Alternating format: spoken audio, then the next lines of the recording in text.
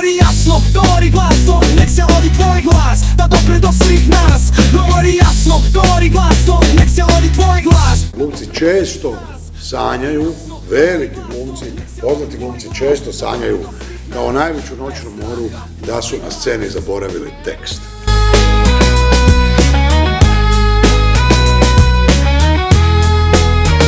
Nisam htio odmah u životu postati glumac, prvo sam htio biti automehaničar jer mi je tata automehaničar u to vrijeme bio kad sam ja bio mali i onda vrlo brzo se rodila želja da budem astronaut, pa sam htio biti ronioc jedno vrijeme, istraživač u stilu Indiana Jones. Jedino se ne sjećam da sam htio biti političar. A ovo sva druga zanimanja su dolazila u obzir. Gluma, želja za glumom, ona se javila nešto kasnije, znači u vrtićkoj dobi, igrali smo Ježevu kućicu, ja sam bio najgori i bio sam izbačen iz te predstave jer nisam mogao pratiti te zadatke. To je bila prva trauma. Druga trauma, radili smo tu predstavu jednu za Djeda Mraza, isto govorimo o vrtićkoj dobi, i iz te predstave ni tamo nije uspjelo moj nastup i onda sam ja naučio jednu pjesmicu koju smo vježbali, a nije ušlo u predstavu, Sretna nova godina, čak ja mislim da se dan danas sjećam te male pjesmice, Sretna nova godina, Mačke i mišu, sretna nova godina bojama što rišu, sretna nova godina i tati i mami, sretna nova godina zvijezdama u tami, sretna nova godina našoj staroj školi, sretna nova godina svima ko nas voli. U datom momentu kad je Djed Mraz počeo dijeliti darove i rekao zna neko nešto recitirati, ja sam se javio na zaprepaštenje moje mame koja je sjedila kraj mene, to se sve događalo u društvenom domu u Bjelovaru i ja sam došao pred djeda i opaučio tu pjesmicu. To je polučilo uspjeh, učiteljici je bilo žao da nisam bio u dramskoj grupi u vrtiću i evo tu je krenuo neki moj prvi, znači ja sam u stvari jednom diverzijom došao do scene i osjetio što znači ta strast biti na sceni. Apsolutno imam tremu, ja sam tremaš veliki, to ljudi meni ne vjeruju jer sam ja ovako, jako volim ljude, volim se družiti. I onda meni ljudi ne vjeruju kad ja govorim da se ja bojim prije predstave, prije snimanja dok ne padne prva klapa, ali dan danas, znači nakon 40-ak odigranih predstava profesionalnih u kazalištu, kad dođe taj dan, kad dođe dan premijere, ne samo ja, malo, u stvari vrlo rijetko i vrlo malo glumaca nema tremu, barem oni koje ja poznam.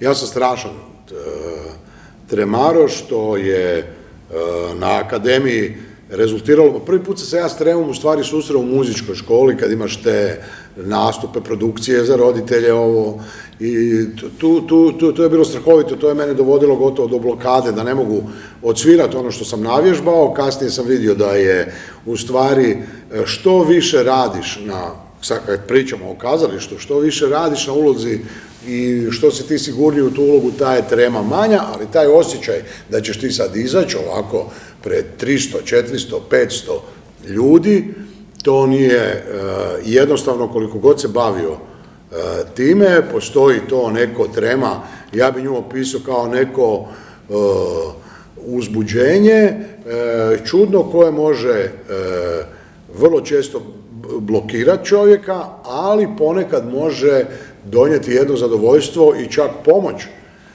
izvedbi. Dakle, jednostavno u tremu ide neka odgovornost prema samom sebi, da li ću ja uspjeti i strah od toga hoću li pogriješiti, hoću li ono što smo mi sad vježbali mjesec i pol dana u kazalištu, ja izvest na dovoljno dobrom nivou da ne razočaram kolege, publiku i na kraju krajeva samog sebe.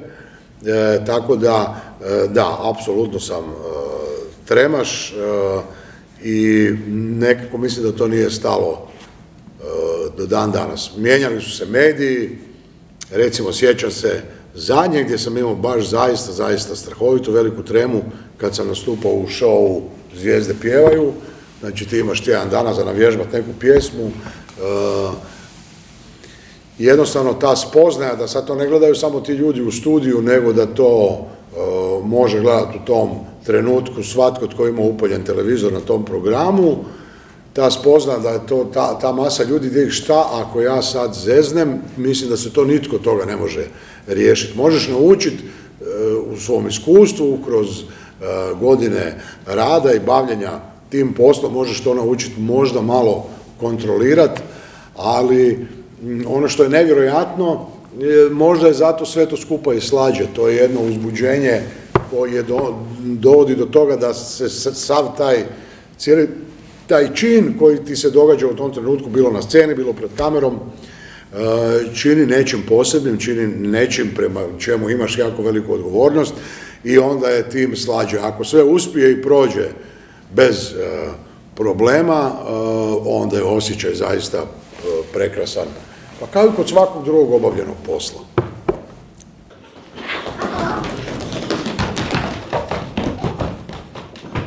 Nikako se ne možeš riješiti toga da ti nešto javno progovaraš pred više ljudi, makar to bio tvoj razred, s kim sad već ideš, ljudi s kojima ideš možda već 2, 3, 5 godina u školu, to je nešto u čemu se neki ljudi snalaze bolje, u neki ljudi se snalaze slabije.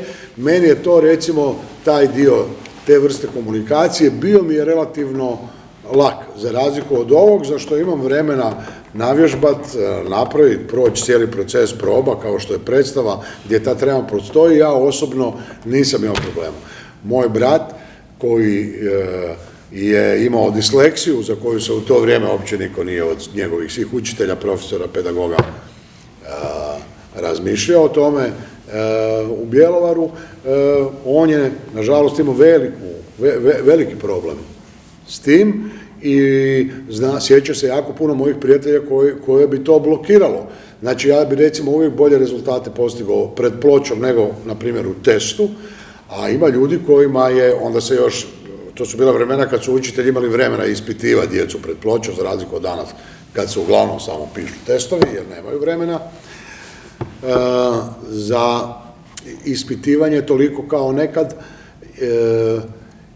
Mislim da je to važno jer taj strah od toga i mogućnost da ti to možeš probiti, proći kroz to i vidjeti da se neće ništa strašno dogoditi, mislim da je važan dio uopće za odrastanje svakog čovjeka, a ne samo glumaca ili ljudi koji će se kasnije baviti poslom gdje u opisu radnog mjesta da nešto govoriš ili činiš javno.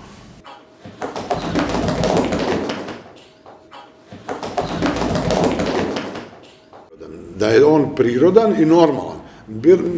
Nenormalno je, čak je nenormalnije po mom mišljenju kad ljudi to nemaju, jer znači možda da nemaju još uvijek razvijenu tu socijalnu svijest nekog zajedništva, svijest o tome što znači nešto reći ili napraviti pred više ljudi, a da li postoji lijeka tu ni ne treba, to su normalne stvari, to se ne treba liječiti, taj strah će postojati, ta nelagoda od toga da ti izađeš bilo pred razred, bilo, ne znam, ja se sjećam, igrao sam rukomet i vaterpolu, bilo je ljudi koji bi bilo nego kad bi trener rekao ajde ti vodi zagrijavanje, čak je i to bio problem, na jednom ti dečki koji su bili u nečem super, kad su morali sad pred nama oni biti, u tim trenucima vidiš da se čak i tijelo može zablokirati i ali to je jednostavno nešto što ne treba tome uopće pridavati neku veliku pozornost. Ja mislim da tu jednostavno treba se opustiti, doći biti svoj, to je ono najvažnije, kad si ti svoj, kad si ti prirodan, ja mislim da tu ne može biti problema. Pravo na grešku ima svako, pravo na krivi odgovor ima svako, nije ono što bi se danas reklo big deal. Ne? Danas vidim jako puno djece da žive pod tim pritiskom i društvenih mreža i svega, to ono kao neko će me ismijavati, tako da te stvari puno više govore o njima nego o tebi samom, upravo zato što je to da se ti ne znaš izraziti da si pogriješio u nečem, da se teže oko nečeg izražavaš, to je apsolutno normalna stvar, a nenormalno je ovi koji to na tom koji se iz toga ismijavaju i rade od toga nekakvu veliku stvar koja je kao da se to njima ne može dogoditi. Može se dogoditi svakom, a ovo je njihovo ogledalo. Znači, to su obično neki malo onako iskompleksiraniji tipovi u razredu ili u školi ili negdje koji vrlo često se i kad odrastu oni imaju, ja sam ih poznavao nekoliko, ako se s njima nije radilo, tu dođe do problema kasnije i u životu, ne samo da imaju problem samim sa sobom, nego i zajednica ima s njima vrlo često problem i tako, to bi bilo lijepo da pedagozi, učitelji, odgajatelji, bilo koje vrste, treneri, da prepoznaju takve stvari i da ih upućuju, jer upravo to nije normalno.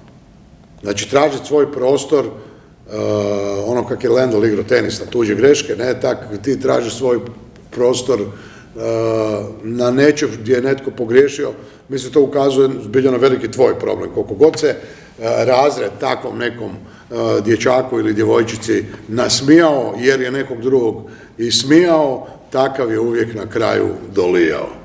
Evo, tako.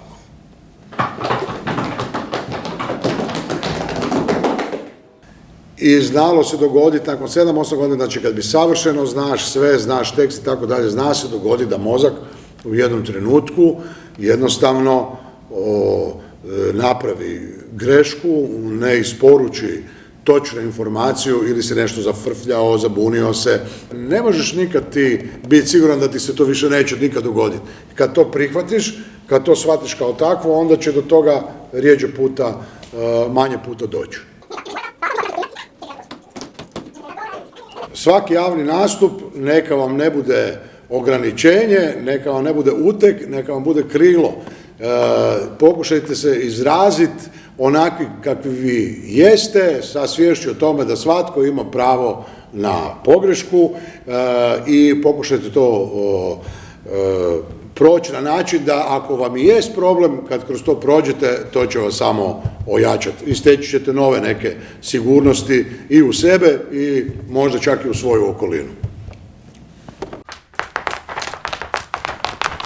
Govori masno, šta je bilo? Krivo sam rekao. Ok, ajde ponovo. Jasno. Govori jasno, govori glasno. Neka gori tvoj oglas. Nije, šta je? Znači, šta moram reći? Nek se ori, ok, pa ja bi isto volio ovako.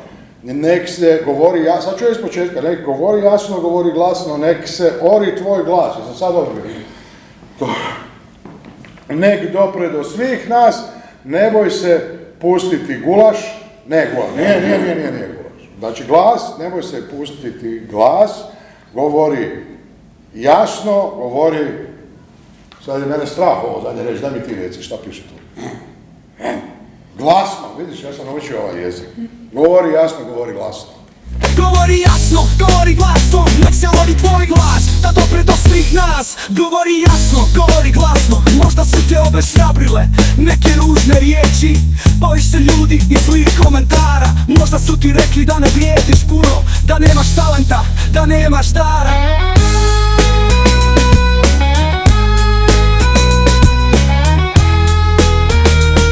Govori jasno, govori glasno, nek se odi tvoj glas, da dopre do svih nas. Govori jasno, govori